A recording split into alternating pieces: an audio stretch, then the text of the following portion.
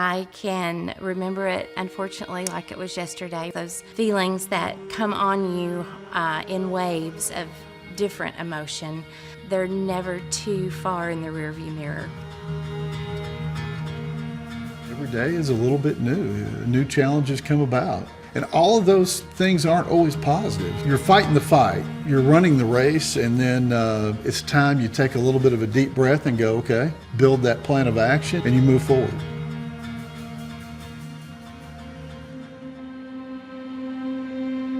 Shawn had just taken a new job away from our home here in Northwest Arkansas. But for whatever reason, when the job offer came, we never felt more compelled to just obey the leading of God's voice. Right after Thanksgiving, Shawn had taken himself to the doctor there, and I got the call one evening that I'm going to need to get on a plane because he was going to have surgery the next day. He was diagnosed with testicular cancer. That's the first step of the journey that we've been on. You get the words, I think you have cancer, and we need to do surgery tomorrow. I was there by myself. I had moved ahead of the family, and it was just, it was a little bit of a shock and awe of sorts.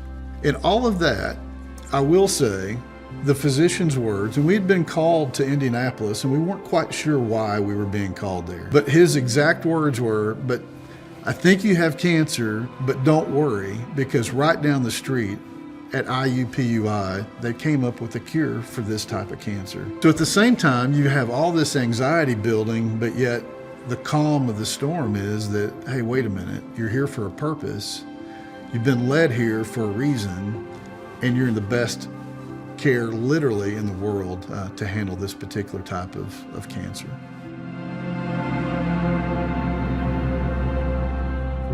So I've actually had cancer multiple times. I've had a metastatic melanoma. It started in the conjunctiva tissue of the eye. We did immunotherapy for a year there. When we came off the immunotherapy, 3 months later, the cancer had come back and gotten down in the lacrimal duct. Had surgery to remove that as well as radiation treatment. Tried several different immunotherapies at the time combined, and my body unfortunately just wasn't able to handle those. It really was a very, very tough period physically in my life. 2 years later, the cancer came back. My prayer was that, wherever the cancer, if it were to come back, please don't come back in the brain.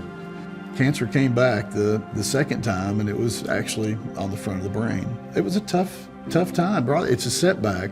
So the great news is we were literally just celebrating 2 years being on that particular phase 1 trial drug. I'm thankful for that and just blessed as we now go into the next phase of that trial for me as we finish the first 2 years. Hopefully, this will be a game changer for a disease that not everyone comes out as well from a healing standpoint here.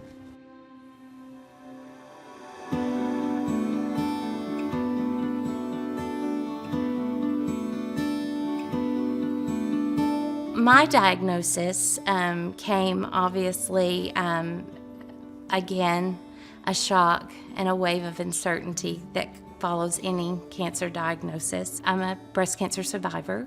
I found my lump myself. It's just a whirlwind of getting into the right people and being seen and getting that true diagnosis. Our faith has been the biggest key. I don't want to speak for Shawn, but I know his heart, and I love his heart, and I would think that he would say, without the Lord's guidance and provision and just goodness, just such goodness, that we could not have made it. We say it's faith, family, and friends that is the core of what got us through. The family support that was there, that came and picked up what we needed, the friend support that says, okay, I'm praying for you every day. I'm here for you. Let me take your clothes to the cleaners. Let me, what can I cook dinner for you? That is just so key in having a good support system. I met a young lady and said, hey, I'm part of an organization. At that point, it was just hope. She said, hey, I'm part of this organization. I know you've got a history of cancer. Would you consider potentially coming on the board of Hope and working with us? So that was something obviously that just really had a place in my heart that I wanted to do. It evolved into Hope Cancer Resources. One main goal for not only me, my family, my grandkids is really taking the time to see the needs of others around us, slowing down long enough to see those in need, and being willing to sit down and listen. We don't always have to have the answer, but why don't we open ourselves up and hear their cause and do what we can to share a little compassion and a little hope, no pun intended, but share a little hope with others while they're in this battle. We had already learned a lot about Hope, what their resources were, how they help people, just the goodness and just the awesomeness of the organization. It was amazing to me and unbeknownst to me that I would ever be the one needing help from Hope. Hope just is just that perfect, I call them like a shepherd. You know, they shepherd people right where their needs are through the cancer journey.